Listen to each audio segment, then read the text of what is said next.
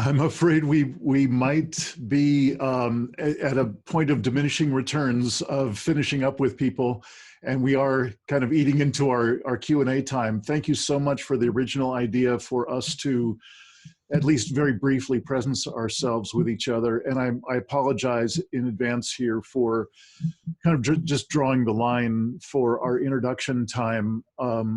So I hope you'll be patient with me, the folks who did not get to introduce yourselves. And to answer the question that's been asked a few times already, we will be, and we are recording this call, and it will be available for public viewing posted on the Deep Adaptation Forum site within no more than 2 days. And I would like to hand over, by the way, my name is Dean Walker, and I'm a volunteer moderator in the Deep Adaptation Forum, in a particular subgroup of the forum, which is called Holistic Approaches and Guidance Group, which is a fancy way of saying folks who find themselves involved with the work of either mental health counseling or life coaching or workshop design and facilitation, all these kinds of services that seem to overlap quite strongly with the notion of deep adaptation. And it's our intention to offer this kind of conversation on a regular basis here in the Deep Adaptation Forum, and also as much as possible, including the folks from the Positive Deep Adaptation Facebook group. So anyone who is visiting from there, please know that you are welcome, and we're loving the idea of a kind of a cross-pollination between these two very, very similar groups, and so welcome. And I'd like to hand over the introductory part of today's talk to a fellow volunteer moderator on that group, the Deep Adaptation Holistic Approaches and Guidance Group, and that's Matthew Paynton. Matthew happened to be connected in a significant way with our guest today, Chris Johnstone, and was kind enough to make the connection and the invitation to ask him to be here with us today. I certainly am inspired and can't wait to hear this conversation. If you aren't aware of Chris's work, both on his own and with Joanna Macy, I think you're in for a warm and marvelous surprise. So, Matthew, would you introduce our guest and set the groundwork for us? Yeah. So it's a real pleasure to introduce Chris. We had an introductory meeting a couple of weeks ago between Dean and Chris and I, and we kind of set the agenda or the framing for this call. So I wanted to speak a bit about that, about hope. That if in deep adaptation, hope is a topic that comes up a lot in the threads. And if we generated a discussion around what's happening and why, how bad it is and how quickly it's happening, we might generate a lot of differences in opinion. But we are all in relationship to hope in some way, whether that's hopelessness or hopefulness. And as we were talking, we came up with the notion that hope is something like magnetic north. We may not be aware that it's there, but the human spirit navigates by hope.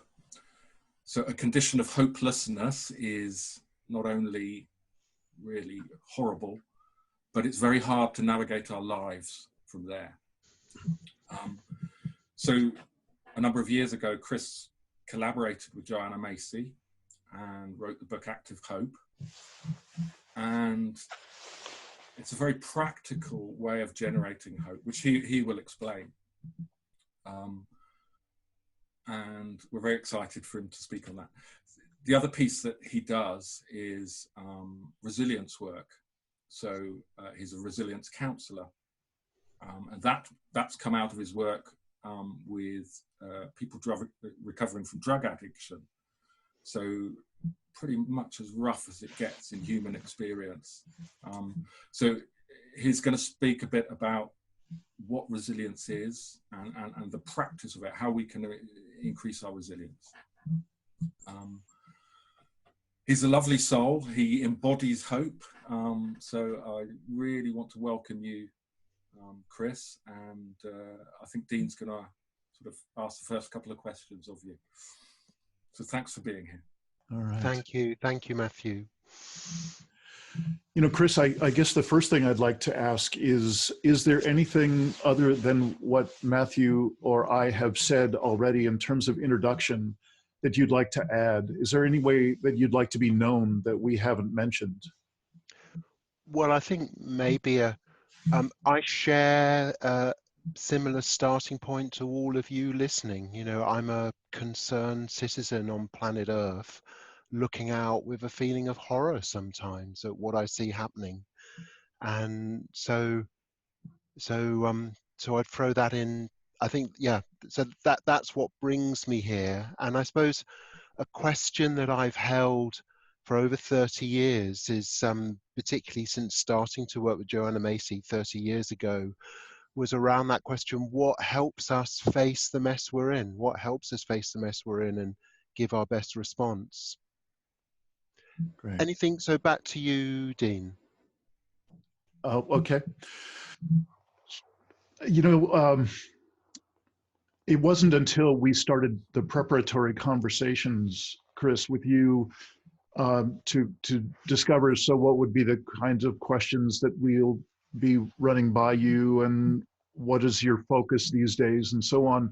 It wasn't until those preparatory conversations that I heard you say that you and Joanna are working on a new addition to Active Hope, to this book, Active Hope.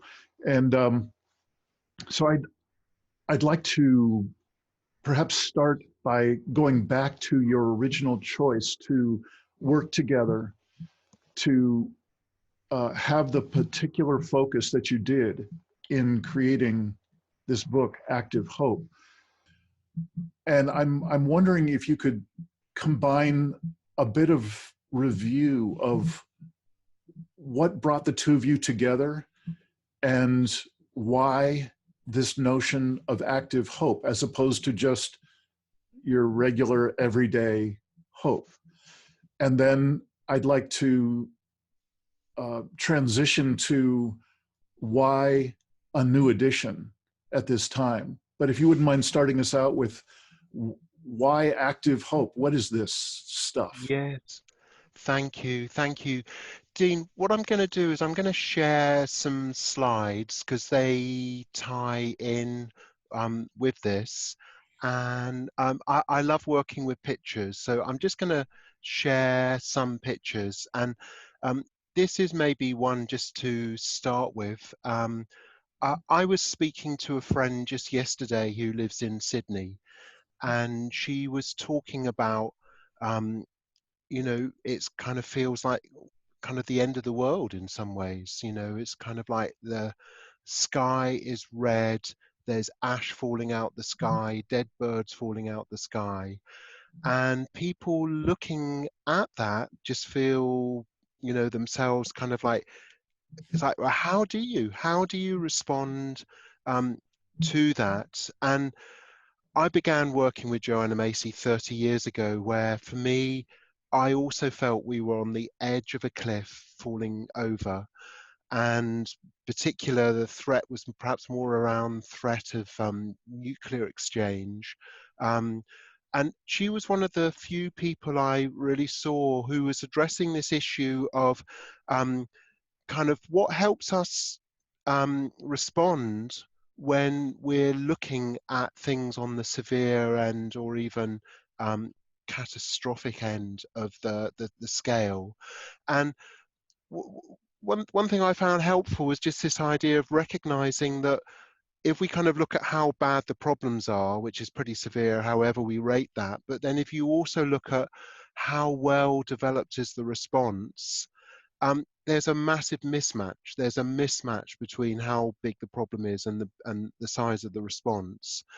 And so Joanna Macy's work was something that I saw was really addressing that. And the impetus for Active Hope came out in 2008, where we met up when she was over in Bristol, and I interviewed her, and I wanted to do an interview just around drawing out from her response really to that question: what helps? You know, what helps when we're facing the mess? What helps us give our best response? And we had such a good conversation, and it became something that we thought, well, let's see this as a starting point, and let's see if we can collect together the tools, the practices, and the insights that help us face devastation in our world, face the unraveling of our world, and give our best response. And over the next 4 years, we pulled together what is really a bit like the workshops that we've both been involved in running over the last, well, for Joanna 40 years, for me 30 years, a body of work called the Work That Reconnects, which is really about how people come together to face their concerns, name their horrors, and look at what gives, what helps them respond to that. So what we've done in the book is kind of take people on a workshop, take the reader on a workshop. And the workshop is round, I'm just going to jump a bit here. I'm going to jump between some slides. But if I jump on a bit, it's round a spiral of 4 stages. And sort of it's like a whole that's more than the sum of the parts, that moving around that spiral is a transformative journey that nourishes our capacity to make a difference in the world. And what we're really pleased about is that groups around the world now are using this book. They're reading it together. They're using the book as a co-facilitator to guide them around this journey. And I think there's a piece of work which is about nourishing our response, that when we look at collapse isn't just happening out there in the world. Sometimes collapse is something that happens inside us. And when we do collapse, what helps us get back on our feet and rise to the occasion? And I found this process enormously helpful. And I did a research study over 20 years ago looking at people a year after a workshop. And a year after a workshop, something like over 85–90% of people had found these workshops life-changing. They'd found them strengthening of their belief that they could make a difference in the world, and also found them personally healing. And I think there's something about, Matthew, you talked about the space of hopelessness, where you feel like, you know, what's the point? You have a kind of sense of giving up, to feel like there's no point in making any effort. It's not just feeling unpleasant. There's also, it's something which erodes our mental health in terms of understanding how depression and anxiety, one of the things that feeds into depression and anxiety is that sense of hopelessness and powerlessness. And this work, the Work That Reconnects, was called Despair and Empowerment Work, because it was about, what do we do when we feel despair? How do we turn, it's kind of be alongside those feelings, however we feel, but then in a way that find our capacity, nourish our capacity to give our best response. I don't know how that sounds to you, Dean. I think you're probably holding the kind of voice of those listening here. Well, I think you're being very, very clear, and I absolutely appreciate, particularly being a visual person, I appreciate the graphics that you're showing us. And I would just like to mention a couple of other resources that are so parallel. They're just a hand in glove fit with what you're talking about, Chris, and that is primarily the book Coming Back to Life, which also is co-written by Joanna Macy, and her co-author with that is Molly Young Brown. And Molly Young Brown happens to be the person we last hosted in a conversation like this at the Deep Adaptation Forum just a couple of months ago. And the entire book of Coming Back to Life is basically an open source manual for how to do the work that reconnects. So I can't imagine a more generous combination of offerings to prepare someone who wants to work with groups, wants to facilitate, wants to have a far more of an able-bodied sense of how to move forward with other people in the direction of more agency and more relatedness in this world than those two books. So thank you for what you've shared so far. And I'd also like to remind everyone on the call that we will be stopping well before the end of this hour and a half, 9 to 10:30 a.m. Pacific time that we're doing this call. We will be leaving plenty of time for Q and A, for questions that you might have for Chris. So I hope you are writing those down, and a couple of them are already in the chat, but please do keep track of them yourself as well so that you can re-ask them when it comes time for Q and A.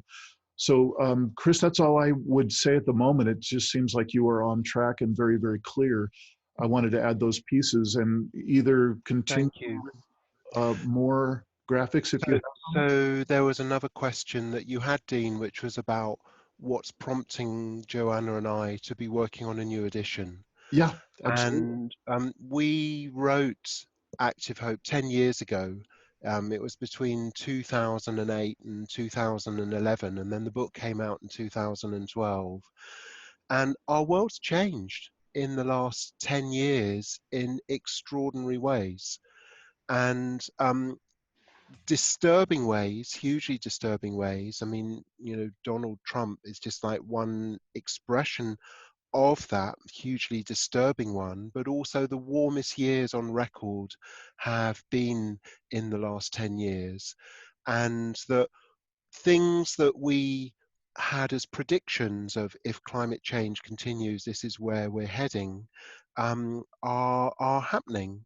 And that there's something here about I want to share another diagram. I'm just going to take a step out and move here. Something I find enormously helpful when we talk about, well, what is active hope? And I'll come back to the thing about what's helping us, what's leading us to think differently about this. In my resilience training work, which is a big part of my work, and resilience is a bridge word that comes across lots of different contexts, and it's really about when you're facing something difficult, what helps you respond to that in ways that lead to better than expected outcomes. And an image I use is here, is I call it the spider diagram. And the spider diagram is like the body of the spider is the present moment.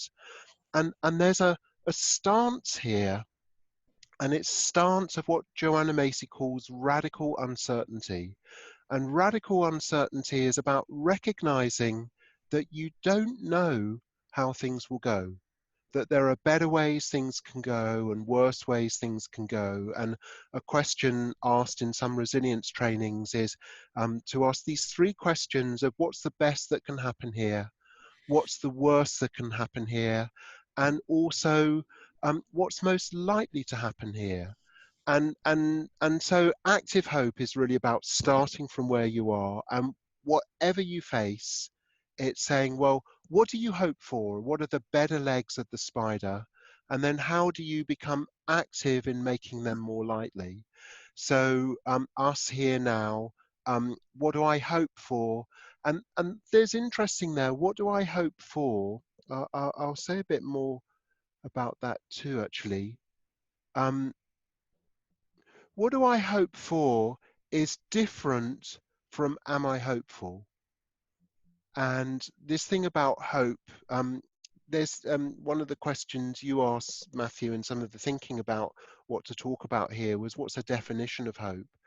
And I think a very helpful starting point here is to recognize there's more than one definition. There's more than one way of thinking about hope. And one common way is about hopefulness, which is about our sense of expectation or anticipation of what's going to happen in the future. And we can think of hope as a positive anticipation of the future. When you say, am I hopeful? It's like, do I think the better legs of the spider, these ones up here, do I think that we're going to be going up here? But also in that, I'm just, okay, clear my drawings there. You know what, so that's hope in terms of desire. And if I just do okay, hope in terms of desire, spider, different hopes. Okay, I need to come out of annotate. That's it. Oops. Okay, come out. Here we go. Come out of annotate and switch my mouse back on. And I'm just wanting to, in terms of how we think about hope, one is, are you hopeful? It's about expectation, it's about probability. But another way of thinking about hope is, what do you hope will happen? What do you hope for? And it's about desire. And the way we think about hope is, if we don't feel hopeful, that can become a block to action. People say, what's the point of making any difference? I don't have much hope that it's gonna do anything. Whereas, what do I hope for? That's about, what do I hope will happen here for? It's about direction, and that's much more motivating. So I'm holding just a few different questions here. One is, what is active hope? But another is, why are we writing a new edition of Active Hope? So if we come back to this spider diagram, am I hopeful? Do I think the better legs of the spider will happen? What do I hope for is saying, well, of the range of different ways things can go, what's my preference here? What do I aim for? And where this spider diagram is helpful in relation to resilience is recognizing sometimes we find ourselves on the worst leg of the spider, but even when things work out badly, the spider diagram still holds. Even when things work out badly, there's still a range of ways things can go, but it's a different range of ways things can go. And what Joanna Macy and I are aware of is that it feels like there needs to be a recalibration of hope. What we were hoping for 10 years ago, some of those options, we've missed the boat. Some of the things that we could have seen possible 10 years ago don't seem possible anymore. And which is why, in terms of people talking maybe 10 years ago about fixing climate change, it's gone so far that some of this is beyond a fix. And which is what the Deep Adaptation Forum is all about, really. It's about recognizing that there's something that we write about in Active Hope a lot, is the idea of overshoot and collapse. Overshoot is when you push too far for too long, you erode the carrying capacity of a system in a way that makes some kind of collapse more likely. And that we've been in overshoot as a society, but it's gone so far for so long that we're already experiencing collapse. Collapse not as in an all or nothing once happening thing, but collapse as a continuing process that we're seeing has really moved much further. And so when I think back to the conversation I had yesterday with my friend in Sydney, what we're having there is collapse of a climate system that's causing all of Australia, every state in Australia, to be over 40 degrees centigrade in a way that is really making the fire risk so much worse, leading to these fires. So what we're looking at with our book Active Hope is, even when things work out badly, what helps us give our best response to this? How do we rise to the challenge. And what we're looking at particularly is applying this to ourselves, recognizing that collapse is not just out there. Collapse can happen inside us too. That when we look at what's happening in the world, sometimes we may just collapse in a heap on the floor. And that may be helpful as a part of a larger process. There's a wonderful expression, positive disintegration. Positive disintegration is when there's a falling apart, but that's part of a process of then reforming in a different way.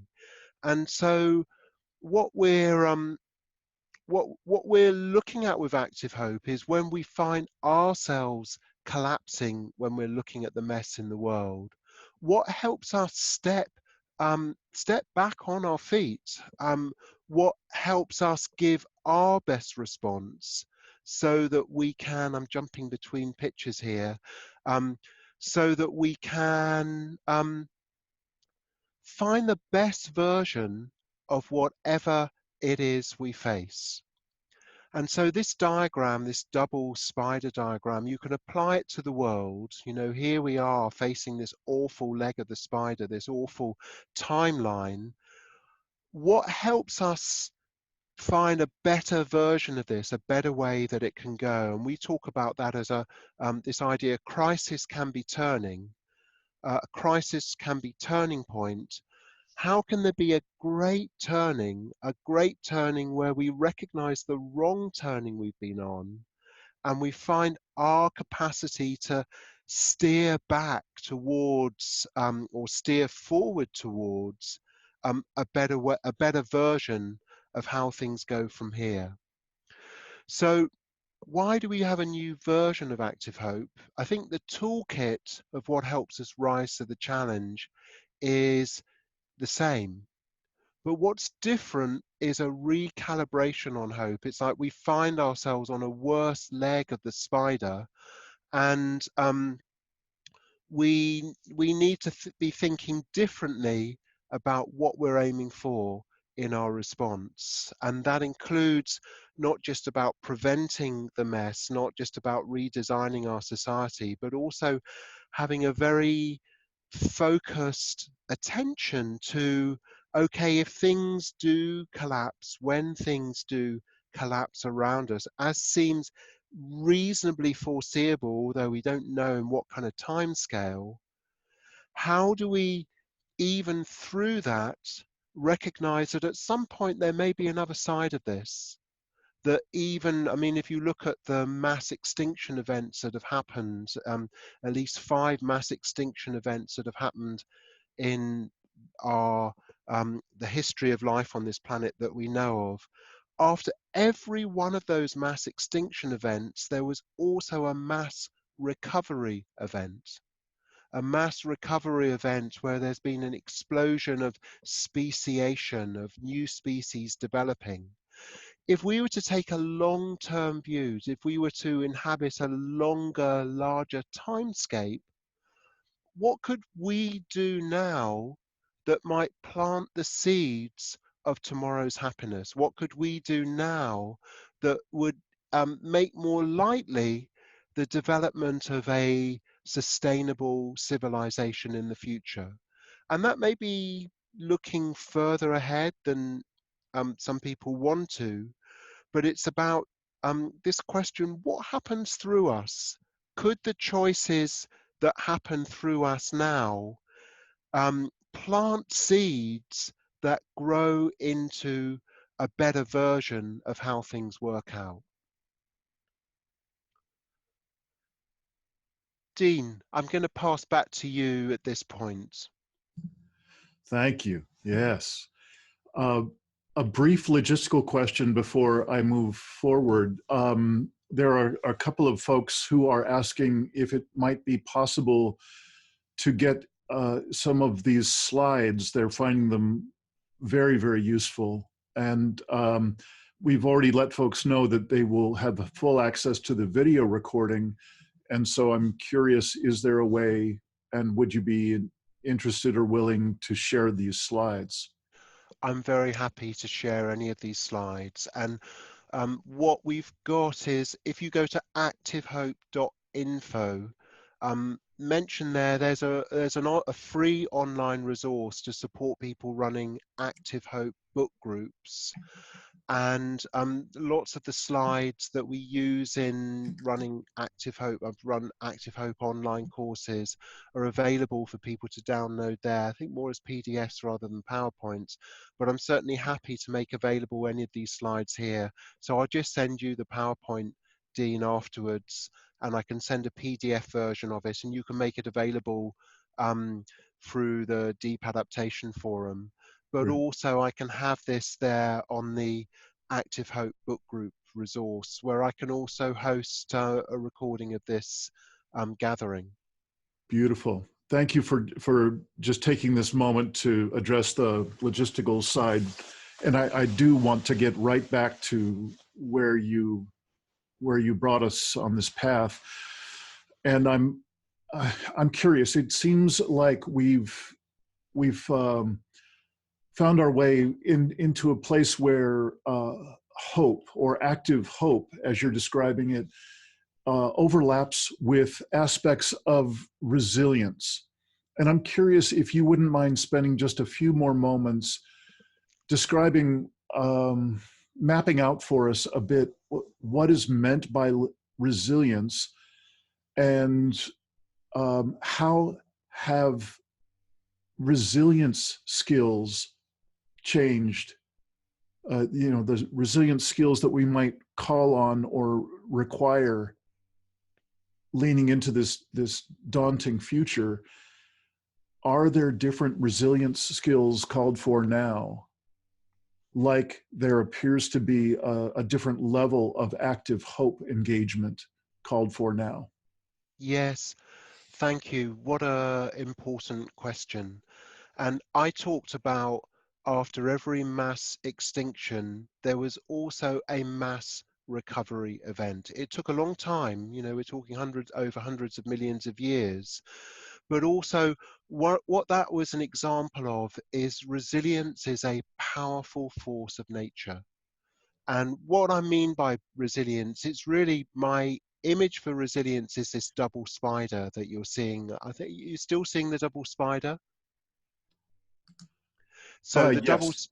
double spider. So okay, so if I'm going to use that, and no, if I go just to here, to me this is the central image for active hope and resilience, really. And if I can, let me just see. I'm going to annotate. So I'm going to use a pen. Annotate. Draw. Okay, so here we are. This is where we are now, and we're here on this call because we recognize that human civilization, like things are going badly, not just human civilization, but life on Earth. We are living in the middle of the 6th mass extinction event that we know of. There's climate change as one example of overshoot, particularly destructive, but there's many other examples of overshoot in terms of habitat destruction, what's happening to water supplies. And resilience is saying that when things take a turning for the worse, what can we do at that point that makes a turning for the better more likely? So I'm just, here, and a question I ask when I'm teaching about resilience is to do a thought experiment. A thought experiment goes along the lines of, what if, what if I was to think this way rather than that way? So when we're facing something difficult, we're on the worst leg of a spider. A thought experiment is, what if a story of resilience were to happen here? What if this was to be part of a story of resilience? And a story of resilience tends to have a difficult beginning, but a response that leads to a better ending. Now, we don't know how this is going to end. We don't know whether we're going to just continue the kind of down. Let me just see if I can get this pen. We don't know whether we're just going to continue down here.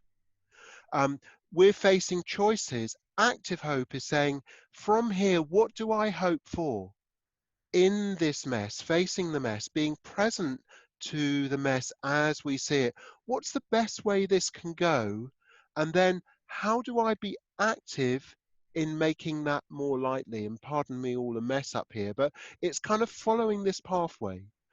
And so, for example, if we're facing the mess we're in, you know, one thing that makes a better outcome more likely is just opening our eyes, being present to what we face.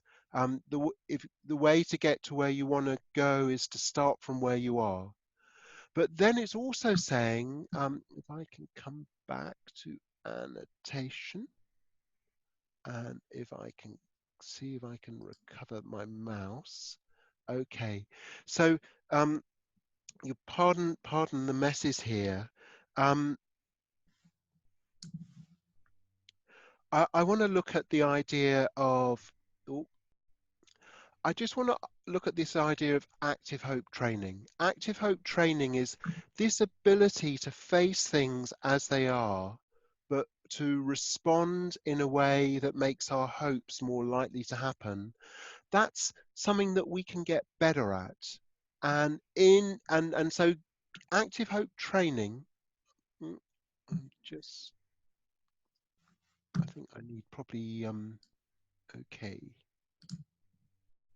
I'm just clearing my mess here. Active hope training is saying, how can we train ourselves to get better at the process of facing what's happening in our world and giving our best response? And that's really what we look at in active hope. So this thing, like, if active hope is a practice, and we talk about active hope as being a bit like Tai Chi, you know, Tai Chi is a movement practice to support well-being. It's something that you can learn to get better at in a way that strengthens its well-being, its nourishing potential. Active hope is like a skill set of practices and insights that we can learn to do better. We can get better at the process of active hope, so that when we face a difficult situation, if you ask that question, what would a story of resilience look like here? Yeah. You've got more of a sense of how resilience goes and how you can play an active role in making better outcomes more likely. Yeah.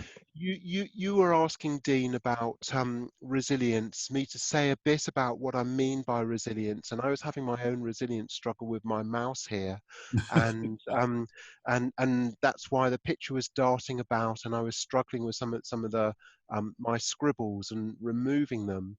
But it's kind of like, if resilience is a sense of, here's me facing this, that's the difficult beginning, then the second, I think of resilience as a two-part story. Here's me facing this, that's part one. Part two is, and what helps is.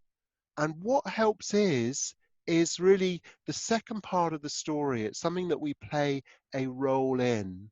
And what we're looking at with the whole active hope body of work, the whole resilience body of work, those are, they're holding the same question, which is, when we're facing things that are difficult, what helps us respond in a way that makes our hopes in that situation more likely?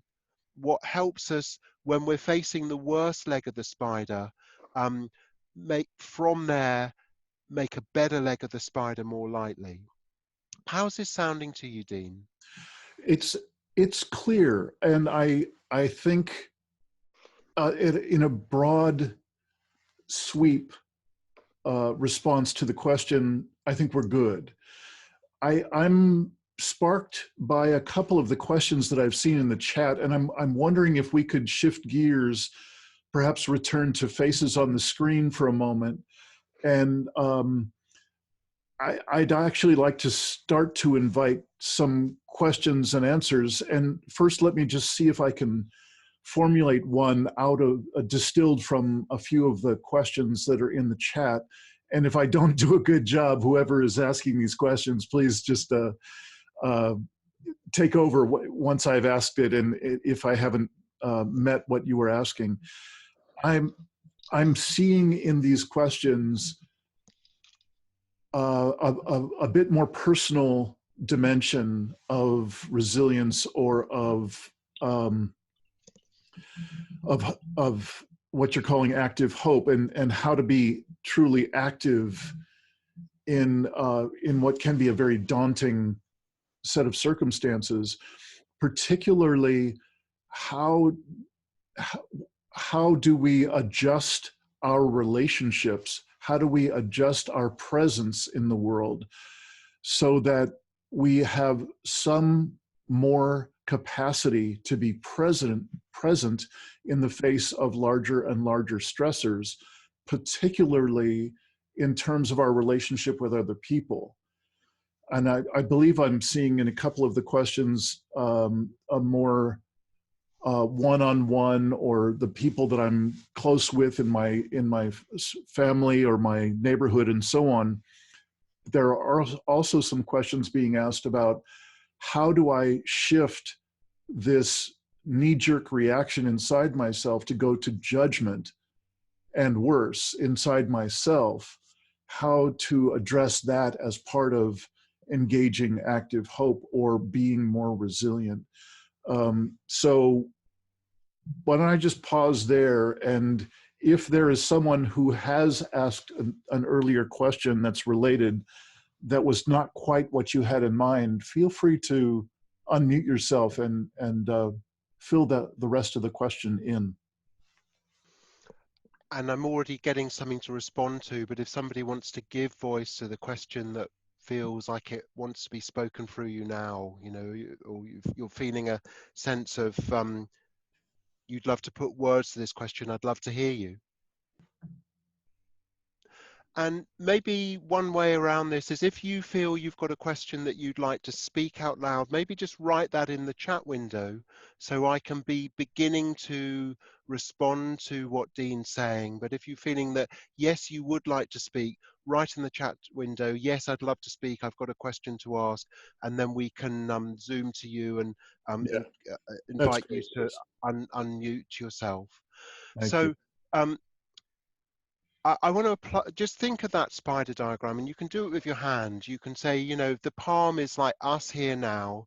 Each finger is a different way it can go. And what's the best that can happen? What's the worst that can happen? What's most likely to happen? One of the things is that when we're facing disturbing situations, we have a biological reaction, a biological stress response that people talk about as the fight or flight response. And when we're really in that, it can, I notice for myself that when I'm really triggered like that, I get much more suspicious. I kind of look at people and think, you know, it's like I'm on red alert for threat. And there's all kinds of things that evolutionary psychologists might say about that threat, that response to threat in terms of its survival advantage.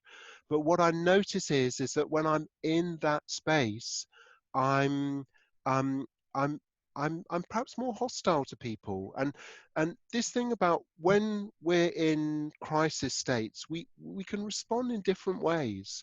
We can step up and we can step down in our capacity for compassion. People can be incredibly inspiring in their responses, but also people can turn against each other. And so this question, what is it that makes a difference? And I think one of the things is just to recognize the impact of the state we're in. And we talk about resilience training. One of the things that we look at is, well, what state am I in? What do I do with the feelings that come up, for example, when I'm triggered? And the Work That Reconnects is a body of work that holds the question, well, how do I deal with my pain for the world? Pain for the world being a broad umbrella term for the range of different hurts that we can feel in response to what's happening in our world. And one of the things that we can do is resource ourselves that we begin this journey around this spiral with gratitude, that when we give our attention to what we appreciate, what we feel thankful for, it nourishes us and puts us in a stronger starting point. So there's a whole range of different practices that's saying, okay, me facing the mess, my own response, sometimes I can be in a more resource space, sometimes I can be in a less resource space. What helps me step into my more resourceful, my more resource space? So there are practices, resilience practices that we can look at, but in a sense, the work that reconnects is designed as a resilience practice or set of practices and insights that are about supporting resilient responses to concerns about the world. That's really what this work has been developed into. I think that there's a lot more in terms of the body of work on resilience. I wrote a book just last year, it came out, called 7 Ways to Build Resilience, that's more on the personal side of strategies, skills, and I talk about 7 different pathways for building resilience. But Active Hope it's a different journey, but it's also about resilience in terms of, if you have a difficult beginning, how do we make a better ending more likely? And what you asked particularly, Dean, was about how do we address our own reactions in terms of the relationships around us. And I think one of the things that is really at the heart of the work that reconnects is about building solidarity, building community. That when we face the mess in our world and we're doing that alone, we're more likely to get triggered into those suspicious or fight or flight kind of spaces. That one of the things that supports our capacity to respond is good company, is to have alongside us, knowing that there's other people who've also noticed. And so one of the questions is how do we build a sense of community to face this together, to rise to the occasion together, to support each other, to rise to the occasion, which is what the work that reconnects is really about, and Active Hope book groups have been about. I don't know if anyone is, there's Loretta who's saying that you've got a question that you'd love to give voice to. Should we turn to Loretta now, Dean? Or I don't know if there's anything you'd like to add, if you'd like to invite Loretta in to speak. Oh, this is a perfect time. If Loretta, would you unmute yourself and feel free to chime right in? And I do have some questions, but they can wait till a later time. Thank you. Yeah, I'm noticing in the community I'm in on Treaty 6 territory here in Saskatoon, Saskatchewan, Canada. What I find difficult is when there's collateral or layered diminishment of access to resources externally, cutbacks in health that would support groups coming together, would support me supporting myself to come together in group to collectively mourn, because I'm finding that that's when there's impacts that happen in succession right on top of each other, the response or reaction I've seen is to set aside collective mourning and push on, and I'm seeing that a piece of wisdom gets lost there that I would really like to support more of in myself and with others. However, noticing cutbacks to space, funding, gathering, and we're about to hit minus 30 Celsius soon, so wanting to hear about that.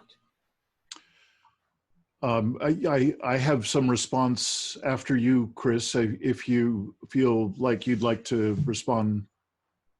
Well, firstly, Loretta, I want to totally acknowledge the issue. And there's something here also about resourcing what is needed versus, you know, this question like, how do we decide what is needed? And I think one of the biggest influence is the story that we come out of. And in Active Hope, we talk about these three stories. One story is business as usual. Another is the great unraveling, and another is the great turning. And to say what I mean by those, so business as usual is basically carrying on doing our business the way we usually do. And that in that, the idea of have collective mourning is kind of, it's not even on the radar. It's not even seen as an issue, because the priorities of business as usual are about economic development. And the so what we're gathered here is we know that story is leading us over the edge of a cliff, and that we're seeing a falling apart. And so the second story we call the great unraveling. And the great unraveling is also happening in terms of, it's not just ecological unraveling, it's also social unraveling, it's community unraveling, it's a general decline and falling apart. You can see it in measurable declines in, for example, the trust levels in industrialized societies, the number of people that people can have as identify as a close friend. You know, these are in decline on all kinds of levels, in a way that leads the need you've identified of collective mourning to be completely brushed aside. Now, it's also worth acknowledging the inspiring examples. So, for example, what happened in New Zealand after the shooting there was a wonderful example of a collective mourning, where there was something of stepping outside the business as usual story. There was a recognition of unraveling, of, you know, something awful has happened. And you can only really have turning, you can only have the great turning after acknowledgement of the wrong turning.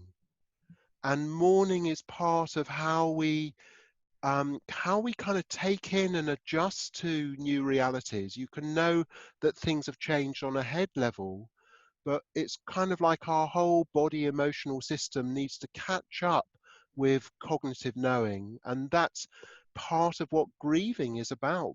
Grieving is part of the process of adjusting to new realities, which is why it's built into the process of this spiral of the work that reconnects. We begin with gratitude about resourcing ourselves, putting us in a stronger position to face what's difficult.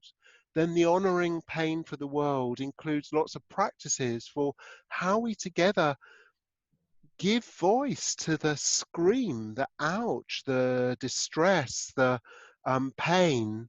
And it's not saying people should feel any particular way. It's more saying, when people feel distress, where does it go?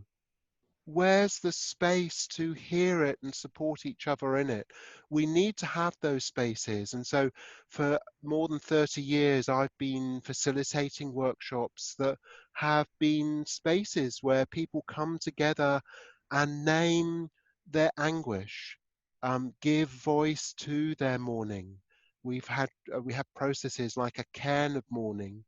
But also in Active Hope, the book, we describe practices that we can do ourselves. Even it might just be what's a personal expression of mourning. If we can read a book together, it brings it into the conversation. And so what's really needed is, how do we shift story out of the business as usual assumptions around what's important and what isn't, to acknowledge the great unraveling. But also the great unraveling is kind of like, it's a story of decline, but we don't have to let that have the last word. And so what the great turning is about is, how do we respond to the unraveling that we see happening? How do we this idea of crisis can be turning point. How do we acknowledge the loss, acknowledge what is being lost, what is likely to be lost, and what will be lost if we continue the way we're going, so that we can have a turning towards life, a turning towards each other, a turning towards our stepping up in these times. Now, I'm not answering the question about resourcing. I'm somebody who lives on the kind of edge of a system. I've worked in the health service in Britain for a long time, and I've stepped outside that and wanting to develop trainings around Active Hope, and I'm setting up an Academy of Active Hope and online courses around that.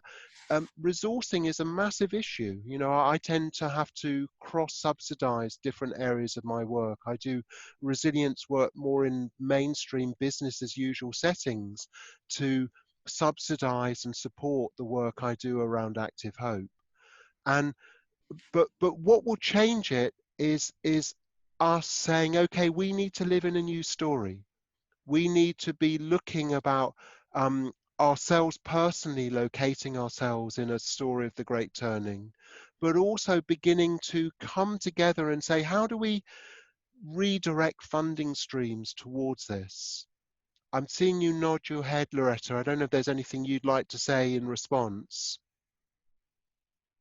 The key piece of information that I've found both challenging for people to absorb, but also can be freeing, is the redistribution of resource to where it's needed most. That can be very challenging for people to wrap their heads around in different geographical locations.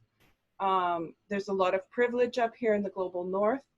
So, and simultaneously, as I said, when you enter a period of, we're looking at 10 days at minus 35 to 40 degrees Celsius, just the mere challenge of physically getting around makes for a disruption in flow toward cohesion or group coming together. So wanting to really honor the different locations that people are in, even on this call, that make their specific environment challenging to come together, wanting to honor that. So Yes. I appreciate the piece on redistribution of resources and finding ways that we still can come together. Just in response to that, I really like the term contraction and convergence in response to climate change, that there needs to be a contraction of material consumption in the West. But just to say that everyone needs to just go contract is really it's ignoring a context of massive inequality where, you know, the industrialized countries have been extracting wealth from the rest of the world for hugely long lengths of time.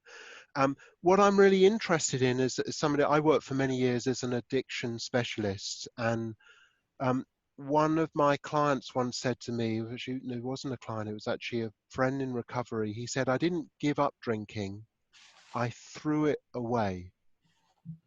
And there's something here about changing our relationship with material consumption. I live in a cold part of the world, not nearly as cold as where you are, but you know, heating is like a really big issue. Yes. And it's a absolutely essential resource. And also, there's a lot of comforts in industrialized living of the business as usual world that are just completely unsustainable. And we need to let them go, but without the sustainability direction being seen as all about robbing joy from people. Yes. And so another area of work I'm very involved in is around sustainable happiness. How do we find satisfying lives? And in terms of resourcing, how do we see resources not just as material resources, but inner resources, and a process that I'm very involved in is like permaculture applied to our inner landscape, the landscape of our heart and mind, and saying, you know, what is it we want to grow here? How do we grow satisfying lives that aren't dependent on high material throughputs? And it's a really big live question, and it's not so much about giving up, it's about throwing away a way of living that's wrecking our world, but also wrecking our experience of aliveness as well. That and this is a growth edge here, and it's not saying it's all worked out yet, but I think just as we talked about Tai Chi being a practice, I work with a practice called Suha. Suha is about sustainable happiness. It's about how we get really interested in movements that generate increased satisfaction with life, but in ways where well-being expands in time and space, rather than unsustainable happiness is where you have joy in a moment but robs it from another space or another time or another space. Drinking heavily might give you happiness in an evening, but it steals joy from the next day. You can buy a cheap t-shirt and be thrilled with it, but if it's made in sweatshop conditions, it's robbing joy from someone else, somewhere else. And what's happening in unsustainable living is that we're robbing joy from future generations. And so we need to have an intergenerational approach to equity, where we're saying, how can we act in the present that doesn't steal joy from another time? How can we act in the present that doesn't steal joy from another place?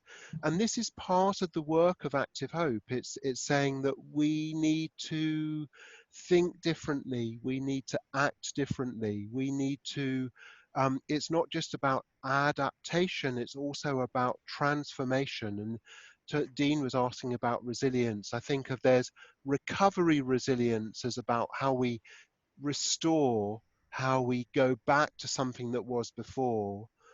There's transformational resilience, transformative resilience, which is where our experience of a dip strengthens us. We find strengths, you know, that we respond to crisis in a way that changes ourselves and changes things around us.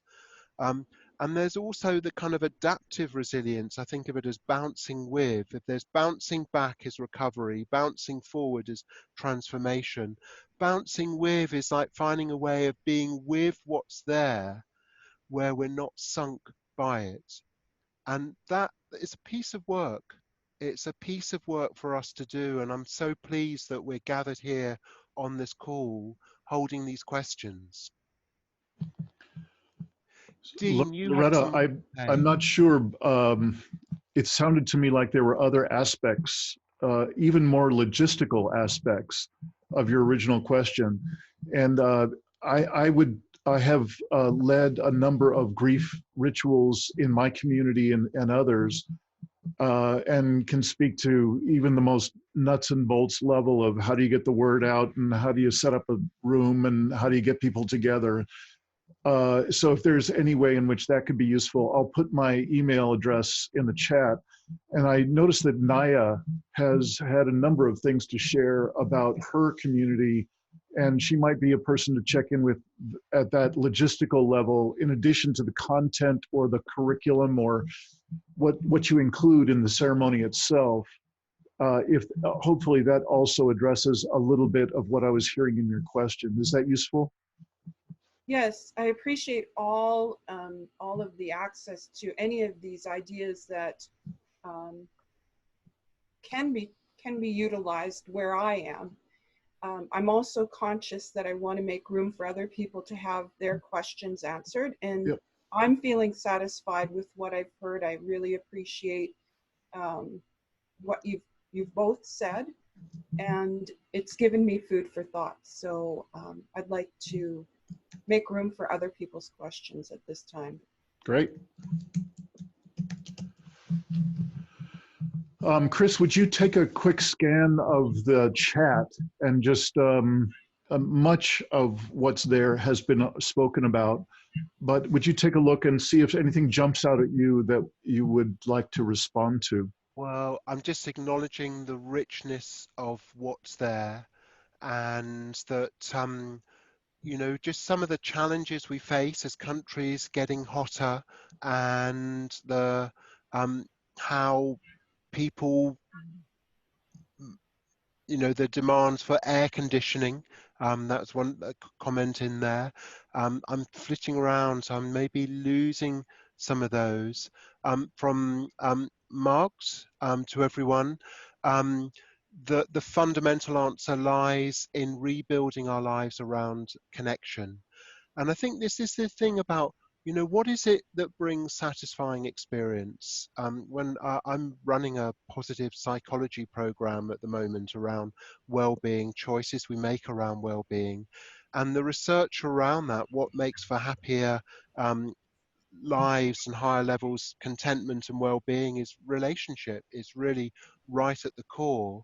And that's something that's being lost in the great unraveling of community unraveling. And so I think there's a reskilling that's needed around what is it that, how can we make, is it a good life, or how do we make the best version we can in the context that we face? And it needs a massive shift in a lot of our assumptions around what's needed for a good life. What we do in the work that reconnects is it's something about not just being connecting with each other around finding deeper levels of solidarity and community, but also finding our rootedness in the larger life which we belong to. It's a different way of seeing ourselves. We talk about it as a deeper self.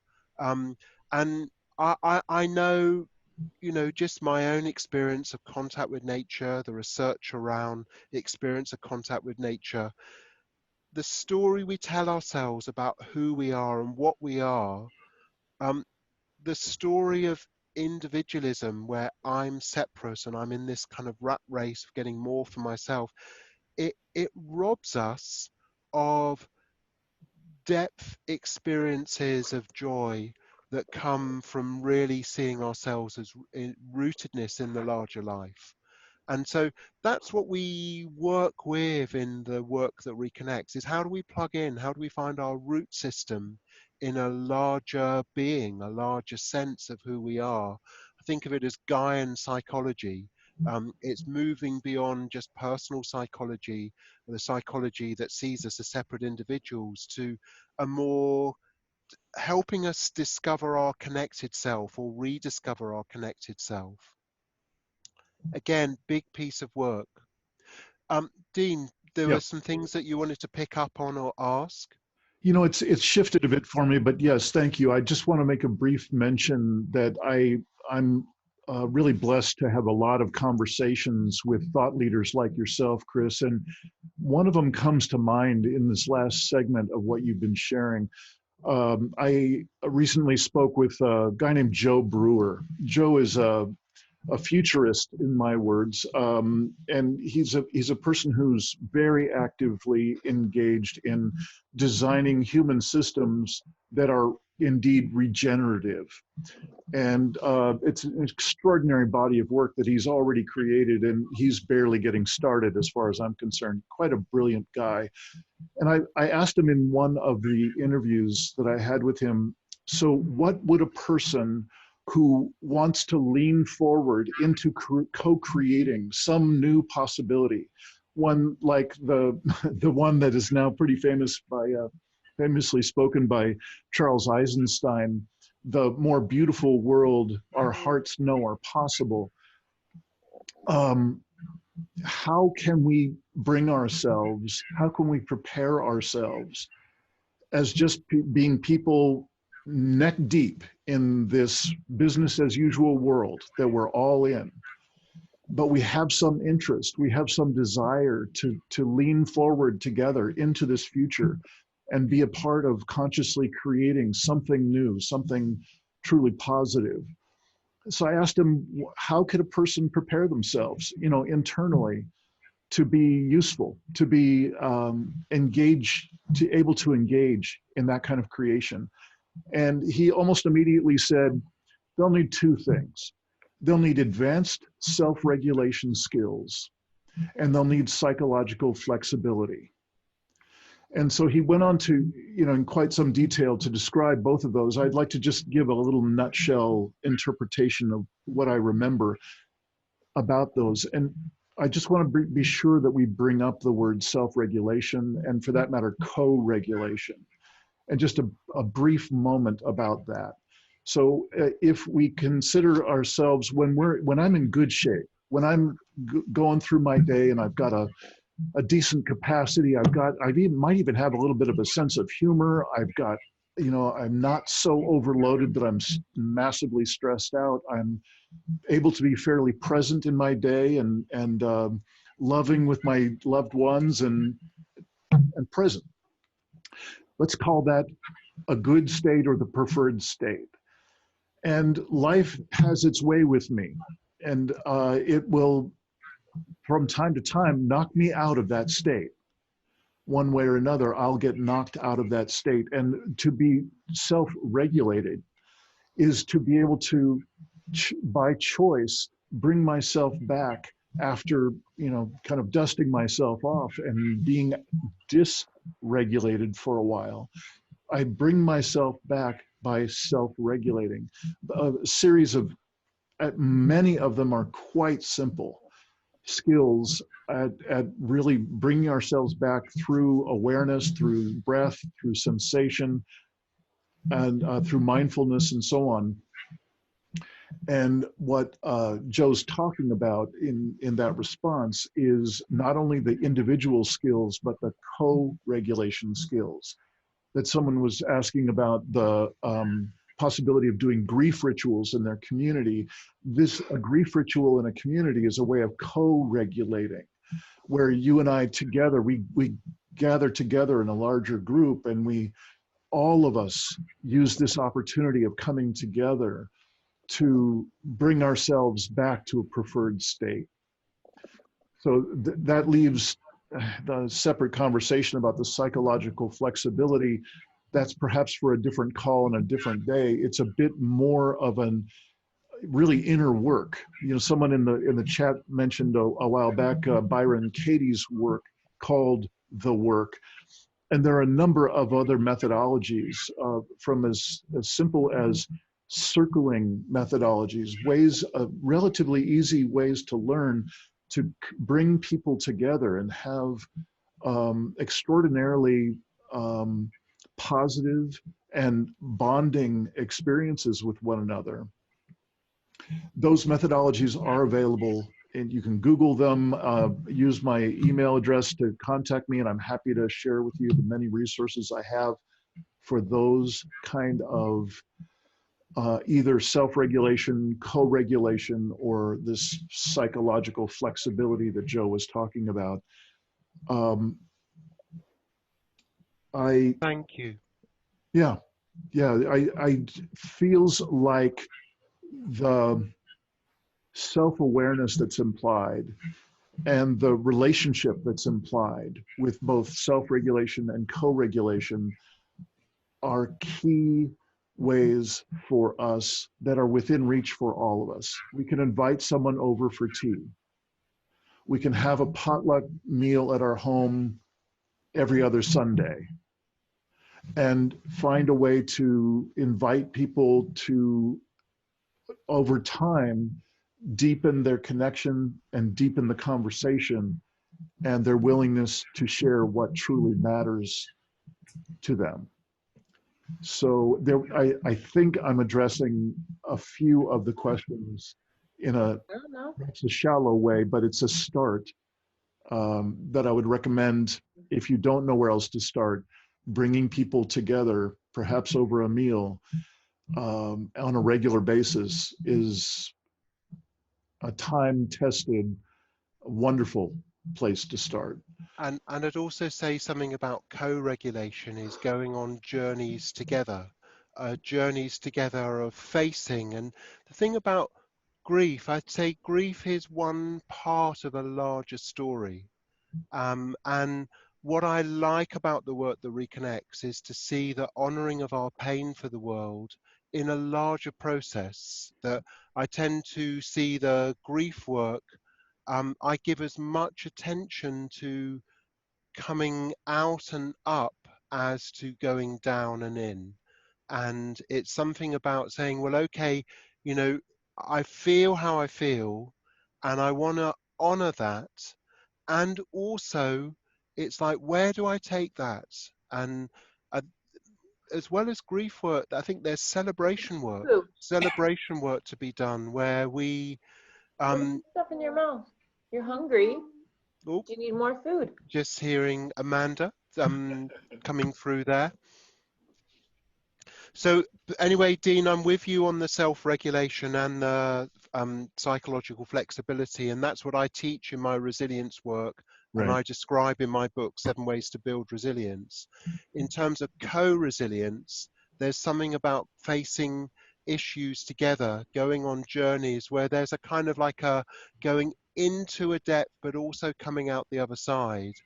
And to me, the most important co-regulation is one of story.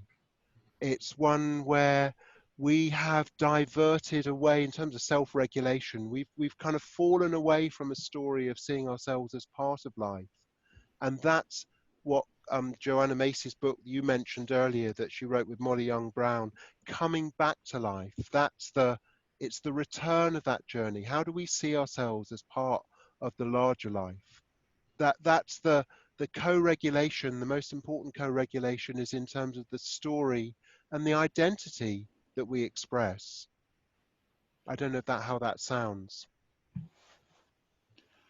I'm aware where we're coming to our kind of last 10 minutes or so. Yes. And I'm just wondering, like, what people are taking away from this, in terms that will support your response when you're facing the mess we're in. That's something I'd be interested to hear. I think that when we hear ourselves describe what we're taking away from something, it strengthens our memory resilience. It sinks a deeper level, but it also helps us learn from each other. I don't know what you're taking away, Dean, or perhaps invite people to write in the chat window just what you're taking away from this. And also, is there anything you might do differently or be more drawn towards? I think what I'm taking away is that this is a piece of work, and I love the term migration. Migration involves a larger journey of smaller steps. And I see that there's a migration of coming back to life, coming back to what does life look like when we really belong as part of this planet, when we really see ourselves as part of this planet. And I suppose a question, you know, what would resilience look like? What would the great turning look like? What would it look like in my life if I really got it that we were horribly off track, but I was making a determined movement in the direction that I hope for? And that's a migration, but it's also it's a piece of work where we need to constantly look at what supports us in that. It's not something we can just do by ourselves. It's seeing that the active hope training, that's a piece of work we support each other in and become interested in, and that's really kind of what we've been holding in this conversation. Yeah. But what else? I don't know if you want to pick up on some of what people have said or share what's some. Actually, I would just like to follow your suggestion by very briefly summarizing what I'm taking from this conversation, and that is the word reconnection has been at the center of my works for decades now, but more than ever now. And I have found that my conversations, even with people very, very different from me, religiously, politically, and so on, we have a remarkable ability to connect with one another if the main focus is our ability to connect with one another with warm curiosity. And so I just am reaffirmed through this conversation today with that. And I would invite, feel free to choose yourself if you have a similar brief summary of something that you are noticing that has grown for you today, that you're taking away from this experience. Anyone who'd like to? There's something I'd like to say. I've got this image of if we went down every worst leg of the spider. I came up with an image of Sam and Frodo in Mordor, and the love they expressed for each other, and that beautiful sense of mission and purpose they had. And if we could show up with that now, that quality of love, that quality of mission now, then it's the least likely that we will go down all those negative legs of the spider. So for me, I'm sort of embodying this wonderful love and mission now, not waiting till it gets that bad. Yes, I love that. I love that. Embodying love and mission now. I think I'm going to take those words away, Matthew. Embodying love and mission now. Thank you. Anyone else?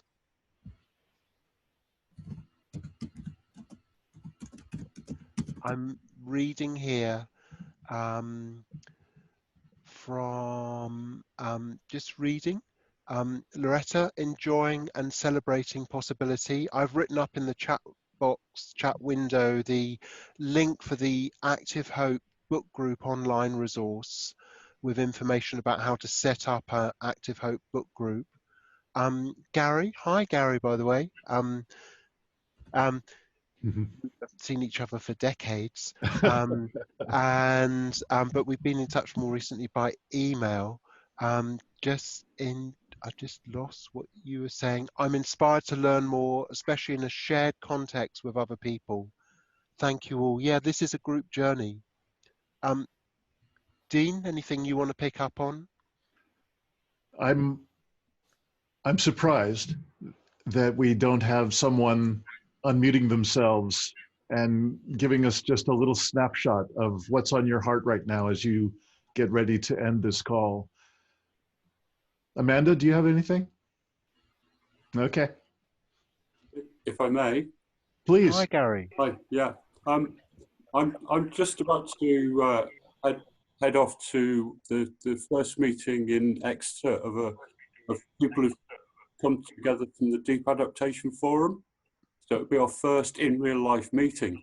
And I didn't know, we haven't got an agenda, but I feel like I'm carrying one in my heart now from this webinar. I'm feeling charged up. I'm all heated and ready to go. And it's become an exciting thing rather than it.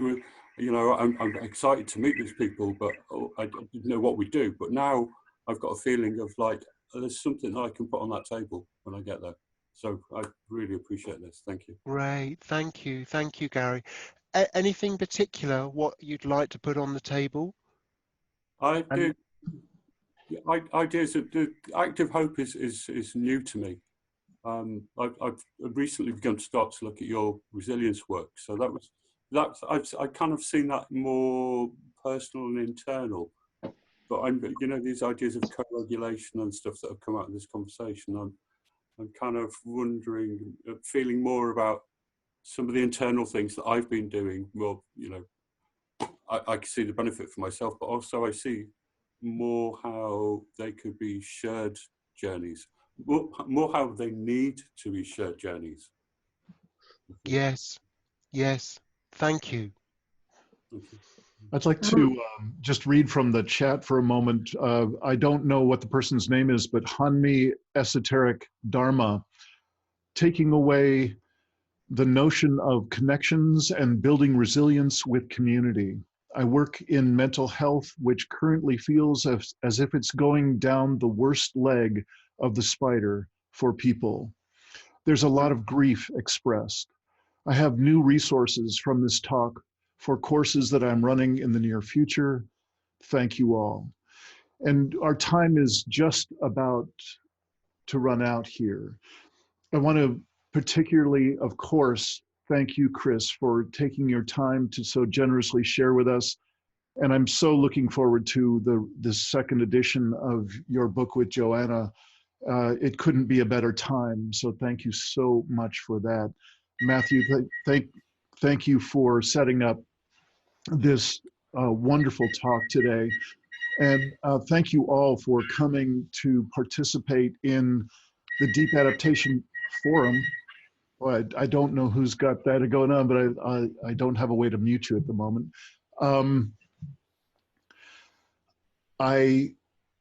I want to thank you from representing the folks who are in some way involved with this Deep Adaptation Forum. And if you're unfamiliar with it, please come and check it out. If you're already a member, great, welcome, and glad to have you here. And if you're new to it, please consider joining up and contributing your energies and your perspective in whatever subgroup of the forum might interest you. And of course, again, just a reminder that there's the Positive Deep Adaptation Facebook group, which is quite active, and you're, of course, all welcome there as well if you're not there already. Unfortunately, we are in an environment where we can't check out with every single person. We'd be here for quite a while. So just my warm thanks for all of you for bringing your attention, bringing your care at this, the most important time in human history. I say that unflinchingly, and I am deeply grateful for circles like this, where I can be in an environment of kindred spirits, doing the best that we can, just bringing our hearts to share with one another and to find somehow to share with each other the resources that we'll need to bring to make life as rich and as full an experience as possible, no matter what the eventual outcomes may be. I thank you so much. Chris, would you like to say anything in closing? I want to say thank you. Thank you for being here. And it's kind of that thing about thanking ourselves for showing up, thanking each other for showing up. How do we get in a space where we can really appreciate what we are doing, knowing that there's many ways that it won't feel enough, but we showing up and then supporting each other in our showing up to looking at what helps us show up better. Thank you. All right. Well, thank you all so much for your time and attention. We look forward to seeing you at the next time. We will be having these on a regular basis. And if you have suggestions for future speakers or future topics, love to hear from you. My address is there in the chat. And just so that folks know, a couple of people have asked if we're going to save the chat in addition to recording this call. Yes, we'll be doing that. And we'll figure out some way to get you these slides that were mentioned earlier. The recording of this video will be posted in the Deep Adaptation Forum, and I will figure out some way of getting you the text from the chat as well. Everyone have a wonderful, wonderful, miraculous new year, no matter what goes on. Thank you so much. Bye. You can unmute yourself and say goodbye. That would be okay. Bye. Bye. Bye from Florida. Bye. Bye, everyone. Bye, everyone.